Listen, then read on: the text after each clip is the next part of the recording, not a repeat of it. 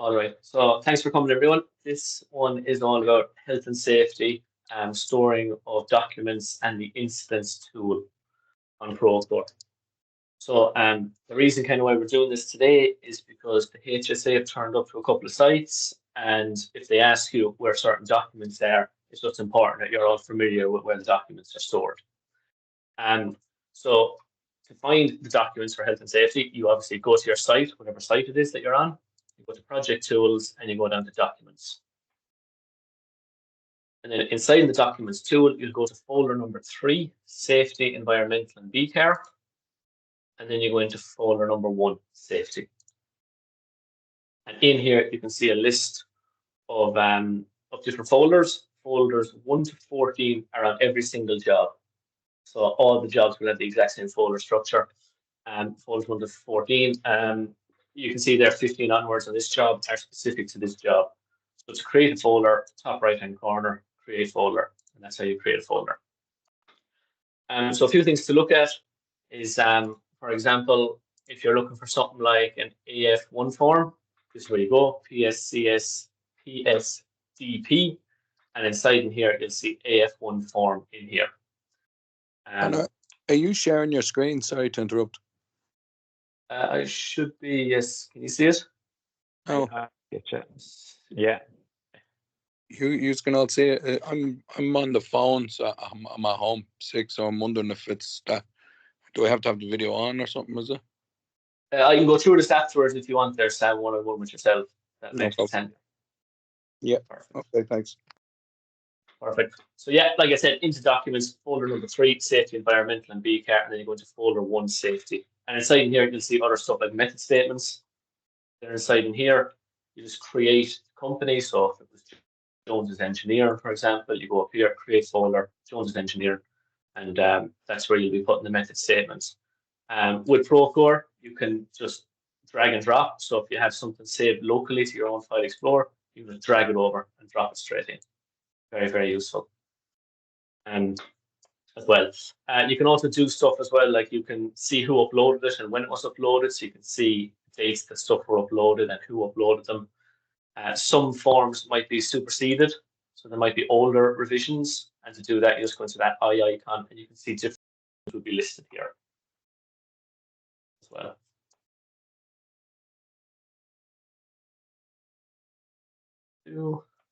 You could obviously email something like that directly to somebody as well, but just hitting the email button there and you'll be able to forward that on to somebody as well. So inside here, you also have stuff like inductions. So any inductions that are done, you can keep that material saved inside in here.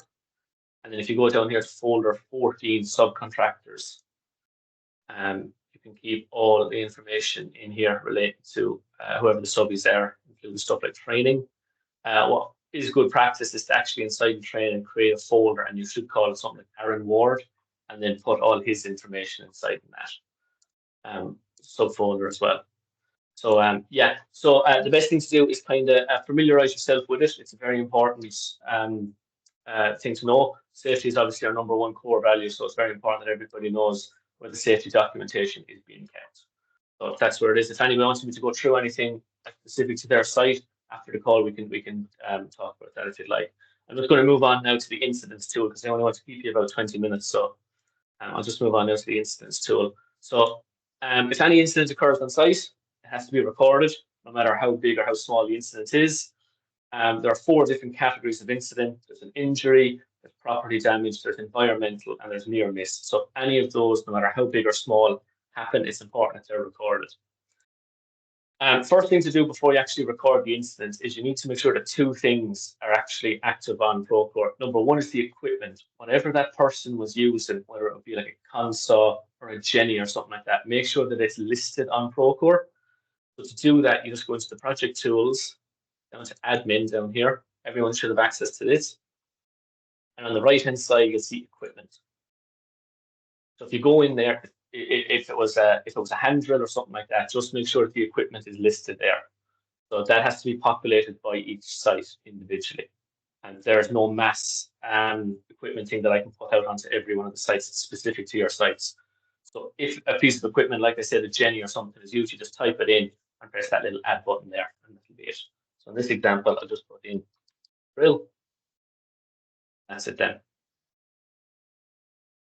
The other thing to note as well is if you're recording an incident, is that the company themselves have to be on Procore. So to add a company to Procore, you have to go into the directory. You go to Project Tools and you go into Directory.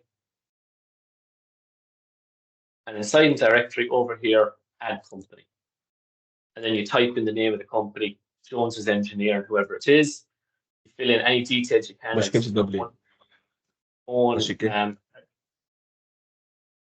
phone, address, city, county, postcode. You can Google the company as well, and you'll be able to get that information fairly quickly. So you don't necessarily, the individual themselves doesn't have to be on Procore, but the company does. So it's important to note that. So if you're to record an incident, you go down to the incidents tool down here. And the top right-hand corner, you'll press create. Anything that's listed here is a list of all previous incidents that have occurred on this job. This is just a test project here now. So all incidences that have occurred on this job would be listed here. So to create one, top right-hand corner, press create. So you would give it a title. So we just give it a title.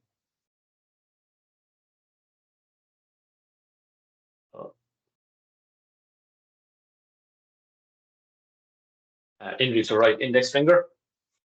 And the distribution group is very, very important. This is pre-set up. So Declan, Christine, and Barry will always get a notification. It's important to note, whenever an incident does occur, if the health and safety coordinator is there on site, he will fill this information out. However, if he or she is not on site, it'll be up to the ERT coordinator who will be in charge of inputting this information. And this information has to be inputted within an hour of the actual incident occurring as well. So if it's the ERT, like I said, that coordinator, if he or she fills this out, they don't have to do the actual findings behind it all. They just need to alert people to the incident. So they'll only be filling out this first part here that I show you. So like I said, you would give it a title. You would include the distribution. If the health and safety person is on the site, they'll be the one creating it. So they would include somebody like the site manager as well in the distribution. If the health and safety coordinator is not there, whoever's actually filling it out will have to put in the health and safety coordinator. So you just fill them into the distribution group. That just sends an email notification to the people listed here that an incident has occurred. You include the location as well if the location is set up. So if you know if it's a house or something, you can just include the house. The event date, which would be obviously you're going to be doing within an hour roughly of the incident occurring. And just put in whatever time the incident actually occurred. So in this example, we'll say at 1 p.m.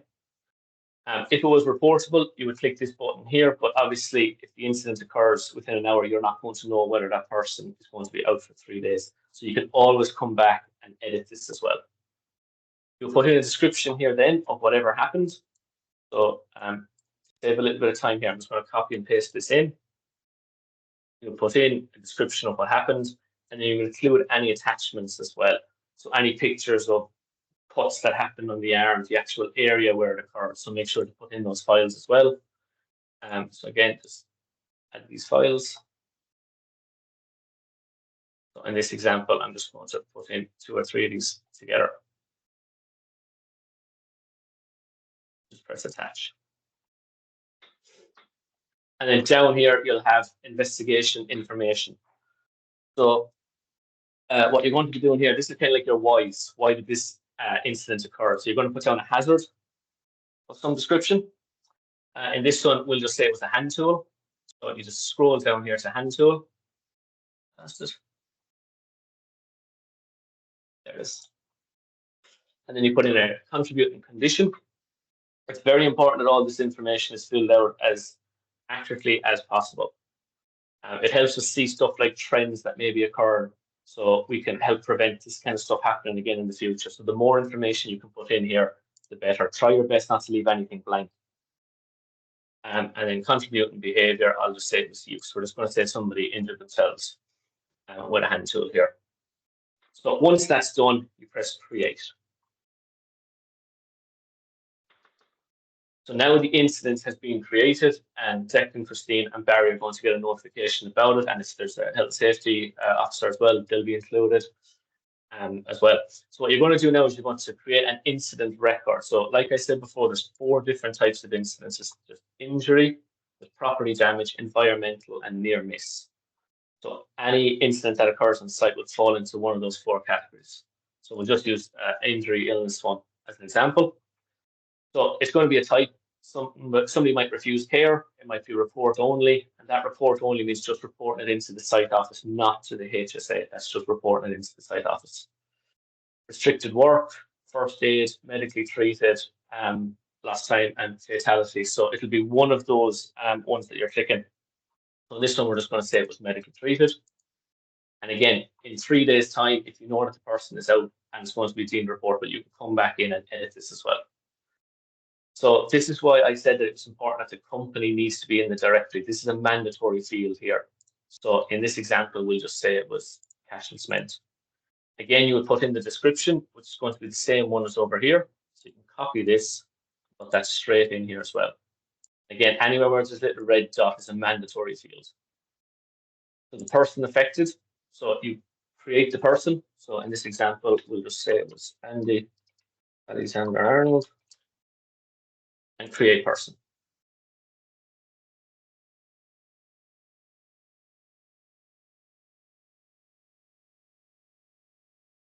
And then if the fancy employee, you tick this box, but they should already be on Procore anyway. And you just click create. That creates that person then. You then go down to source of harm. So what was the work activities? So you include hand tools here. Again, this is just the example that I'm using. The equipment that was used. That's why I said you need to make sure the equipment was listed before you did it. So in this case, we'll just say it was a drill. And the source of harm, I will just say that it was tool. And then you say what kind of injury or illness it was. It could be a cut, a laceration, dislocation, fracture. Obviously, you'll know that yourself. So we'll just say this was a cut, laceration. And then you click on the person here. You click the edit button, and you say whether the person is a male or a female. And you click whatever it is that they actually damaged. So this is interactive. So if you click on it, you can see it being listed here. Then you click done. Work days absent. Now, obviously, when you're filling this out, when the health and safety person is filling this out straight away, they're not going to know exactly how many days they're absent. So you can come back in and you can fill this in. So in this example, I'll say if they're missing 1 day. Work days restricted, we'll say 1. You can leave work days transferred. You can leave that. Date return to work, we'll say that he came back tomorrow. And then fill in the rest then as well.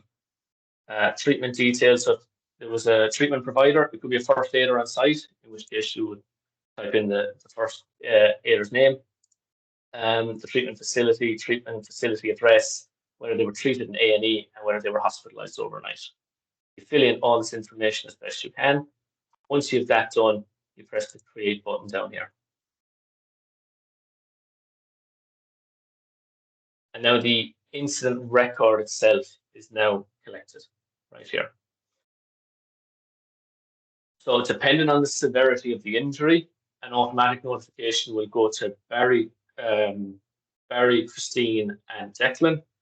And the more serious the injury is, Chris and John O'Shaughnessy will also be getting notifications as well. You also put down stuff here like witness statements. So obviously you need to go and collect your witness statements. There are forms on Procore that you can use.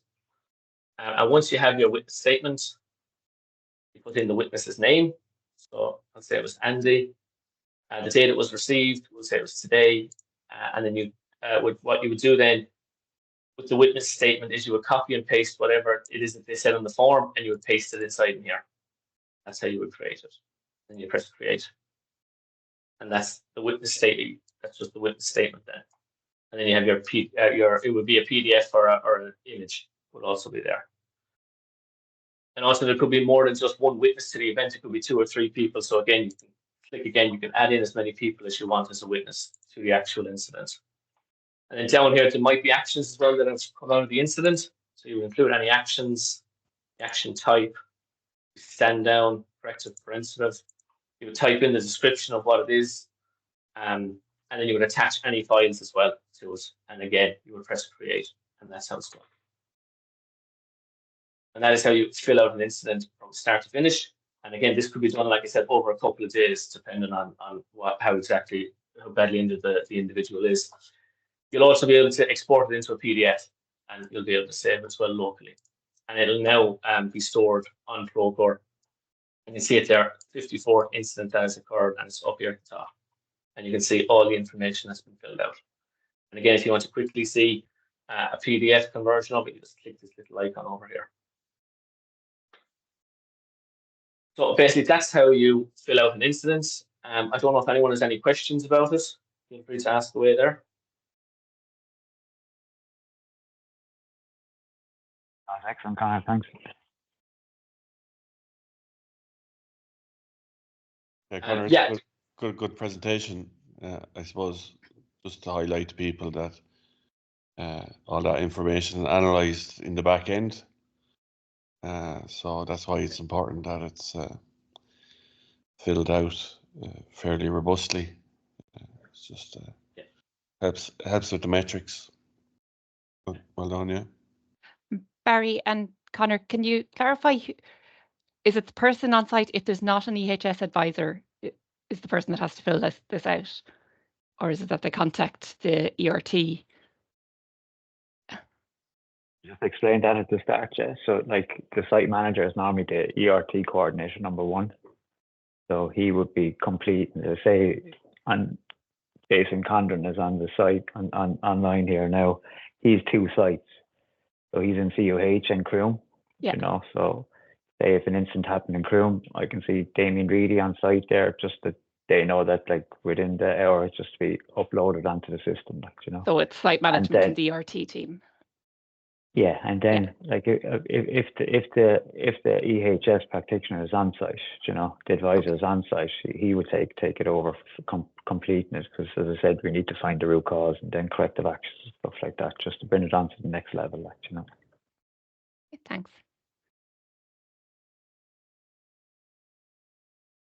Any other questions there from anyone?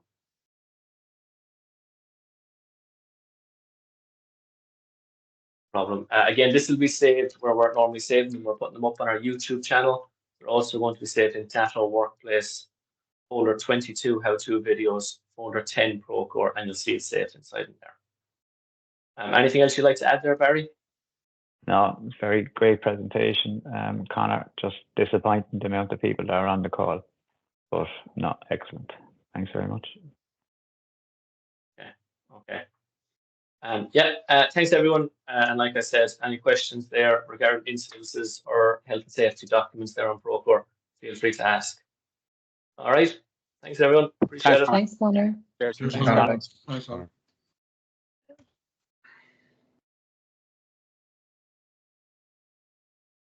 Hey, Connor, I was just trying to find where this is covered in any of the procedures. So I think it's in. Do you want me to end this first before it's still been recorded? Do you want me to come back? Yeah, it's just a quick chat. All right.